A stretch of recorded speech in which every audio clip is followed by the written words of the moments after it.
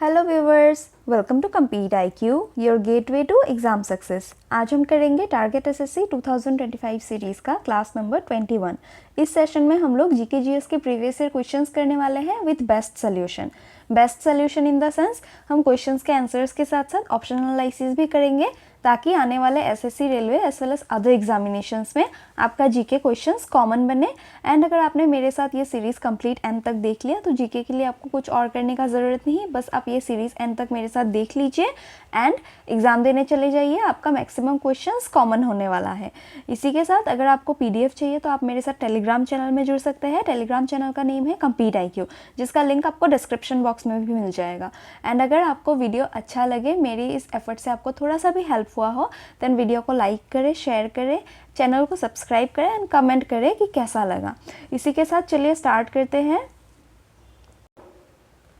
Who among the following was not a co-recipient of Nobel Prize in Chemistry in 2024? 2024 में जो Nobel prize मिला है chemistry के field में 3 पर्सन्स को मिला है, John Jumper, Demis Hassabis and David Baker. इनमें से अकीरा योशिनो को नहीं मिला है एंड यहाँ पे नॉट पूछा गया है, तो correct answer is Akira Yoshino. बाकी 3 नेम्स आप लोग याद रखिए।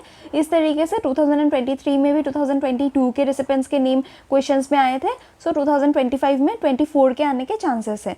इसी के साथ हम नोबेल प्राइज से एसोसिएटेड कुछ इंपॉर्टेंट पॉइंट्स देख लेते हैं।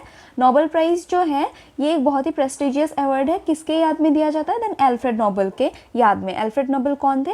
ये एक स्वेडिश इन्वेंटर थे। इनका इन्वेंशन भी पूछा जाता है, ही इन्वेंटेड डायनामाइट। ये याद रखिए, बहुत इंपॉर्टेंट है। Alfred Nobel invented dynamite. Then Nobel prize जो है टोटल 6 कैटेगरीज में दिया जाता है। कौन कौन से फील्ड में? फिजिक्स, केमिस्ट्री, साइकोलॉजी और मेडिसिन, ये दोनों सेम फील्ड है। Then literature, peace and economics, जिसमें से इकोनॉमिक्स 1968 में जुड़ा गया। ये जो प्राइज़ है इसमें एक gold plated green gold medal दिया जाता है, एक डिप्लोमा एंड एक मॉनेटरी अवार्ड पैसा दिया जाता है 11 मिलियन क्या? देन स्वेडिश क्रॉनर, ये स्वेडन का जो करेंसी है, ये भी आप लोग याद रखिए, कभी कभार पूछा जाता है एग्जाम्स में। देन उसी के साथ फर्स्ट नोबेल प्राइज किस ईयर में दिया गया था? 1901 में। किनको मिला था? Then Marie Curie, Albert Einstein and Martin Luther. इन तीनों को मिला था फर्स्ट टाइम के लिए Nobel prize in the year 1901। इसमें भी से क्वेश्चंस बन चुका है पहले पिछले सालों में, तो फिर से आने के चांसेस है, आप लोग याद रखिए। सिलेक्शन प्राइस ऐसा है कि स्पेसिफिक इंस्टीट्यूशन जो एल्फ्रेड नोबेल के विल से चलता है उनमें से किसी को डेजिग्नेट किया जाता है एंड मिलता है उनके अकॉर्डिंग। एंड देन हम देख लेते हैं 2024 में किन किन को नोबेल प्राइज़ मिला है। ये मोस्ट इंपॉर्टेंट क्वेश्चन रहने वाला है। अगर 2025 में एसएससी के एग्जाम्स में क्वेश्चंस बने, देन इससे बनने के ज़्यादा चांसेस है रेदर देन 25 के अवार्ड्स। देखिए करंट अफेयर्स जो होते हैं ना, नेम से करंट है, बट अगर 23 में एग्जाम हो रहा है देन आपको 22 का करंट अफेयर पूछा जाएगा। इसी तरीके से 2024 में जो एग्जाम्स हुए एसएससी के as well as other examinations, उसमें 2023 के करंट अफेयर्स पूछे गए, नॉट 2024। 24 के आते हैं, कुछ आते हैं। तो इसी तरीके से आप अगर 2025 में एग्जाम अपेयर करेंगे तो 2024 के जो करंट अफेयर्स है वो ज़्यादा नंबर से आने वाले हैं क्वेश्चंस, तो इसको ज़्यादा ध्यान से करना पड़ेगा। 25 का भी कीजिए लेकिन 24 का ज़्यादा आने वाला है। तो इसी के साथ हम लोग नोबेल प्राइज़ 2024 एक बार देख लेते हैं। फिजिक्स में किनको मिला है? Then John J Hopfield and Geoffrey Hinton को।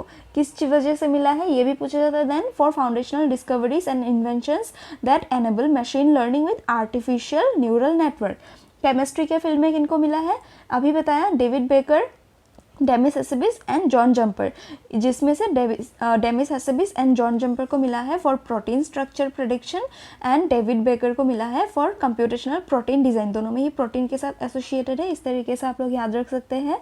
देन साइकोलॉजी और मेडिसिन में किसको मिला है? ये दोनों सेम फील्ड है। इनमें 2 पर्सनैलिटीज़ को मिला है, Victor Ambros and Gary Ruvkun, for the discovery of micro RNA and its role in post transcriptional gene regulation.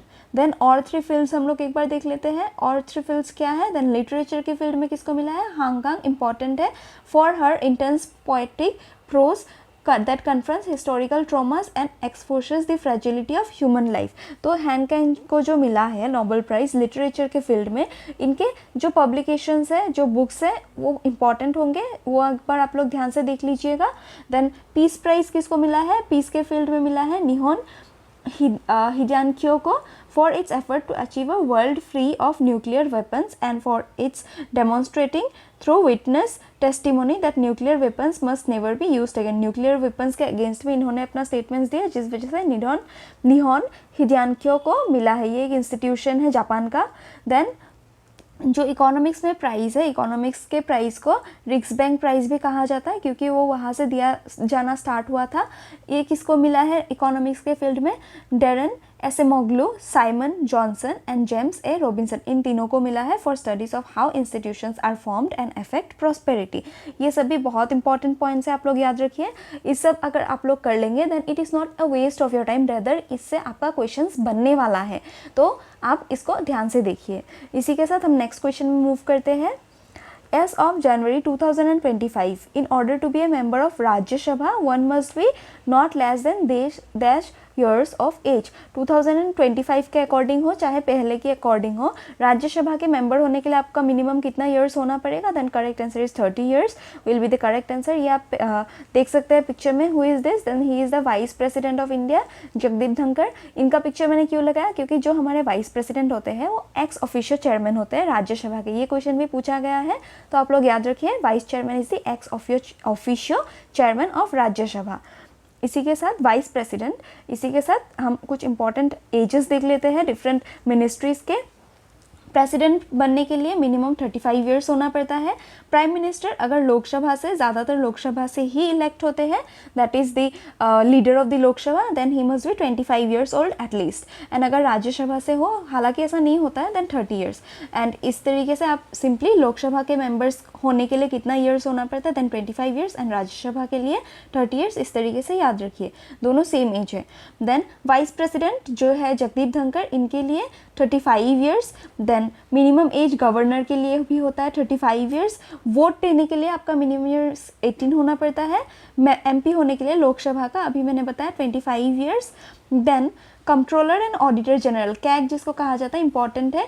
ये कौन से ऑडिट्स करते हैं? देन लोकल लेवल पे नहीं करते हैं, बाकी स्टेट एंड सेंट्रल लेवल जो गवर्नमेंट के होते हैं उनका ये ऑडिट करते हैं। इनका टर्म पीरियड 6 ईयर्स के लिए होता है एंड ये मैक्सिमम 65 ईयर्स तक रह सकते हैं। विच एवर एर्लियर 6 ईयर्स के टाइम पीरियड या तो फिर 65 ईयर्स में इनका रिटायरमेंट हो जाता है। इनका कोई अपॉइंटमेंट का एज नहीं होता है, rather he needs experience. Then attorney general का भी कोई एज लिमिट नहीं होता है।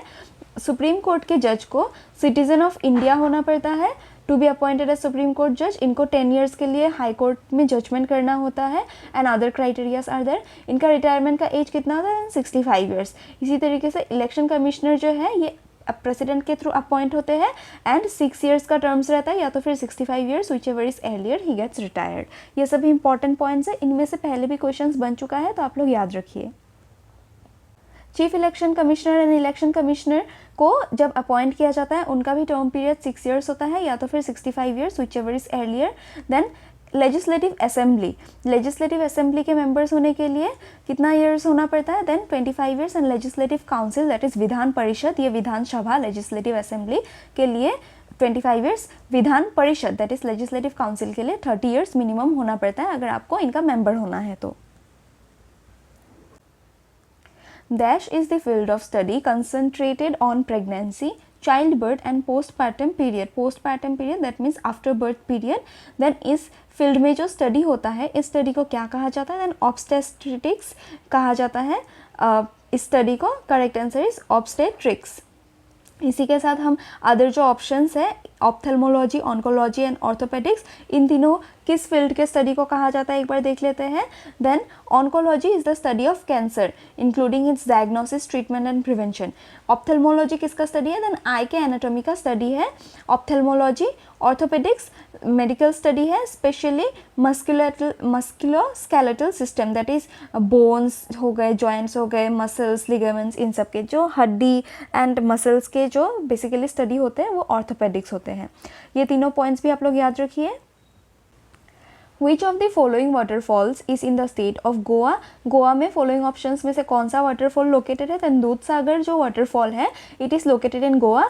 Others Dudhma, Gokak and Shiva Samudram waterfall हम लोग एक बार देख लेते हैं कहाँ पे लोकेटेड है। इस क्वेश्चन का करेक्ट आंसर हो गया दूधसागर। एंड दुधमा वाटरफॉल जो है ये है ओडिशा में लोकेटेड एंड ये कहाँ पे ओरिजिन होता है, देन रिवर मकचुंद में ओरिजिनेट होता है Dudhma waterfall. Then next comes Gokak waterfall. Gokak waterfall Ghataprabha river से ओरिजिनेट होता है, कहाँ पे लोकेटेड है, देन कर्नाटका में। एंड इसको फेमसली नायगरा ऑफ कर्नाटका भी कहा जाता है। एंड ये सेकेंड बिगेस्ट वाटरफॉल जो है वो क्या है इंडिया का, then second biggest waterfall of India is Shiva Samudram falls. ये कहाँ पे लोकेटेड है, तमिलनाडु में। किससे ओरिजिनेट होता है, कावेरी रिवर से ओरिजिनेट होता है। इसे Niagara falls of India, Niagara of Karnataka Gokak and Niagara falls of India then Shiva Samudram and it is the second biggest waterfall. हमारे इंडिया का हाईएस्ट वाटरफॉल कौन सा है, ये आपका होमवर्क है, कमेंट बॉक्स में मेंशन कीजिए। Badami was the earliest capital of the देश। बदामी फॉलोइंग ऑप्शंस में से कौन से डायनेस्टी का एर्लीस्ट कैपिटल था, देन चालुक्य डायनेस्टी का एर्लीस्ट कैपिटल था Badami, which is also known as Vatapi, present day Karnataka में लोकेटेड। ये देखिए ये एरिया है चालुक्य डायनेस्टी का, जिसमें से इसी के ही एरिया पे आपका बदामी लोकेटेड है, दैट इज वटापी, मॉडर्न डे बदामी। इसी के साथ हम बाकी तीनों डायनेस्टीज़ का एक बार कैपिटल देख लेते हैं। शुंगा डायनेस्टी का कैपिटल था पटालीपुत्रा, जो प्रेजेंट डे बिहार पटना में लोकेटेड है। ये जो शुंगा डायनेस्टी के था इसका फाउंडर कौन था, देन पुष्यमित्र शुंगा। ये एक ब्राह्मण डायनेस्टी था। He was the founder of Shunga dynasty after killing Brihadratha Maurya. Maurya के लास्ट जो एम्परर थे वो बृहदत्थ मौर्य थे। ये भी इंपॉर्टेंट क्वेश्चन है। इनको हरा के किल करके जो इनके आर्मी चीफ थे, ब्राह्मण आर्मी चीफ पुष्यमित्र शुंगा, इन्होंने डायनेस्टी स्टार्ट किया, Shunga dynasty. Then next Pallava dynasty किसने स्टार्ट किया, Pallava dynasty was started by Singh Vishnu and ये कांचीपुरम में इन्होंने स्टार्ट किया था, present day Andhra Pradesh area में ये स्टार्ट हुआ था Pallava dynasty. Then capital of Mauryan empire कौन सा था, मौर्यन एम्पायर का कैपिटल था पटालीपुत्र, प्रेजेंट डे पटना में ही लोकेटेड है। एंड मौर्यन एम्पायर को किसने स्टार्ट किया था, then Chandragupta Maurya was the founder of Mauryan empire. इनका टाइम पीरियड भी पूछा जाता है, कब स्टार्ट किया था, 322 BC। ये आप लोग याद रखिए, इंपॉर्टेंट पॉइंट्स है। Who among the following is not a former president of India? Following options में से जो फॉर्मर प्रेसिडेंट नहीं है इंडिया के वो है इस फॉलोइंग ऑप्शंस में से Vishwanath Pratap Singh. Vishwanath Pratap Singh was not a former president of India. Rest KR Narayan, Shankar Dayal Sharma and ज्ञानी जैल सिंह, ये तीनों ही प्रेसिडेंट रह चुके हैं। जो हमारे प्रेसिडेंट्स हैं from right from independence till today, important है, इनका नेम्स आप लोग क्रोनोलॉजिकली याद रखिए। पूछा जाता है कभी कभार, आपको नंबर्स में भी पूछा जाएगा, who was the first, fifth और 10th, इस तरीके से। तो आप लोग एक बार गो थ्रू कर लीजिए। यहाँ पे मैंने लिस्ट प्रेजेंट कर दिया है। हमारे फर्स्ट प्रेसिडेंट कौन थे, then first president doctor Rajendra Prasad, second doctor Sarvepalli Radhakrishnan, third Zakir Hussain and presently कौन है, डॉक्टर द्रौपदी मुर्मू। द्रौपदी मुर्मू है प्रेजेंटली। एंड बाकी जो हमारे क्रोनोलॉजिकली प्रेसिडेंट्स है इनका आप लोग नंबर के अकॉर्डिंग याद रखिए, इंपॉर्टेंट है।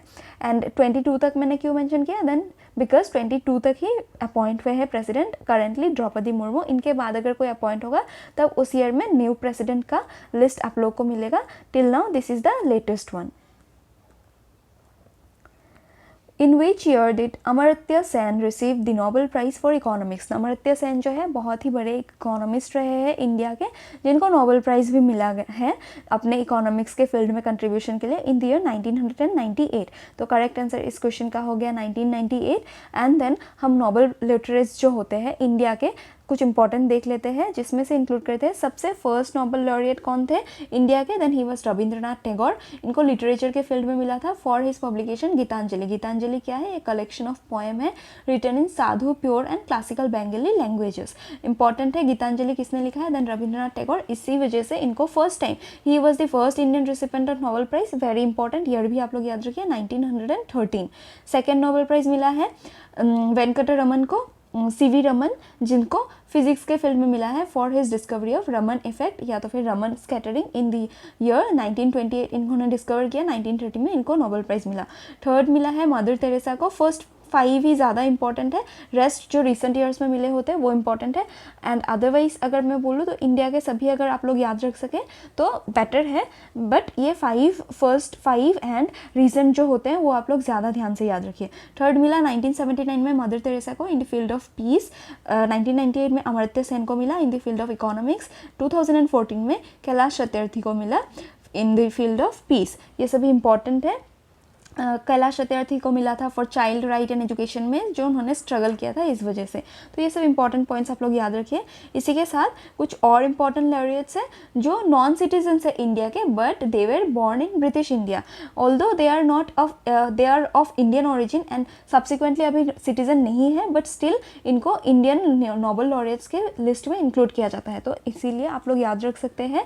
1968 में हरगोविंद खुराना को मिला in the field of physiology और मेडिसिन।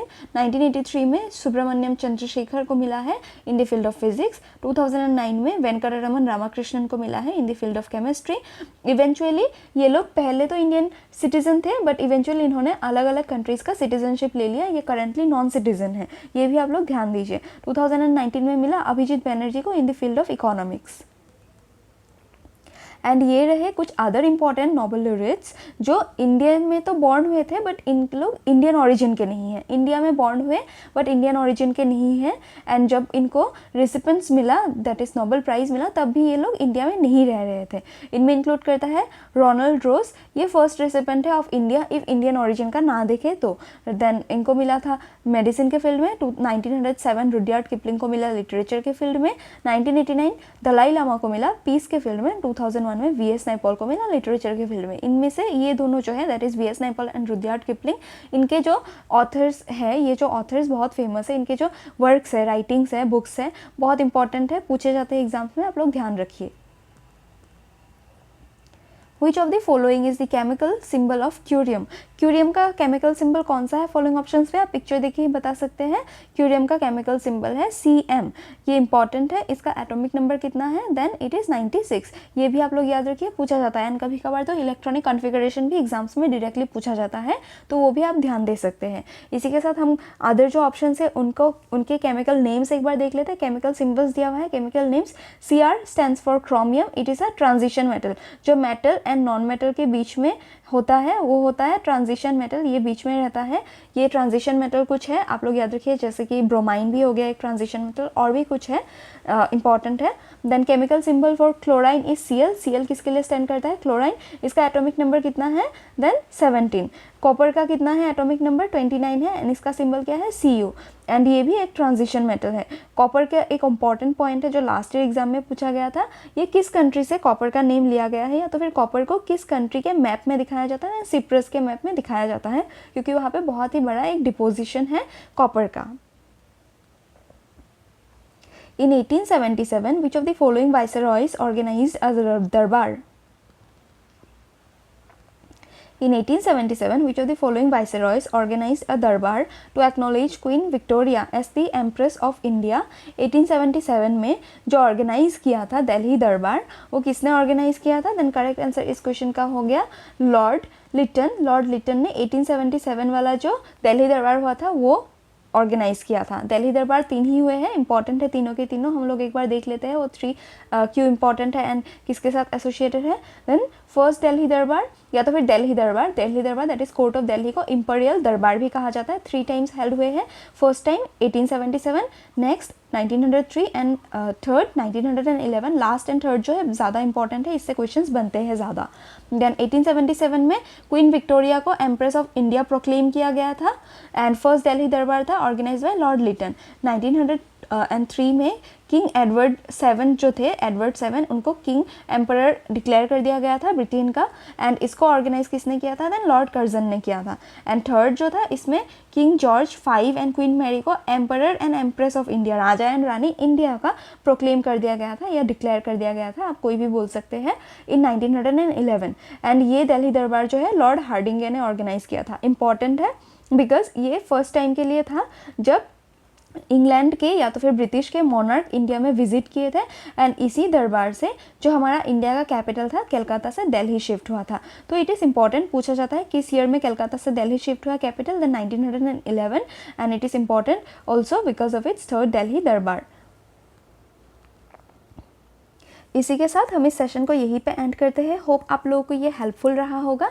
कोई भी इंप्रूवमेंट चाहिए आप कमेंट बॉक्स में मेंशन कीजिए। एंड अगर आपको ये वीडियो थोड़ा सा भी अच्छा लगा देन प्लीज़ लाइक करें, शेयर करें, कमेंट करें कैसा लगा, एंड चैनल को सब्सक्राइब करें।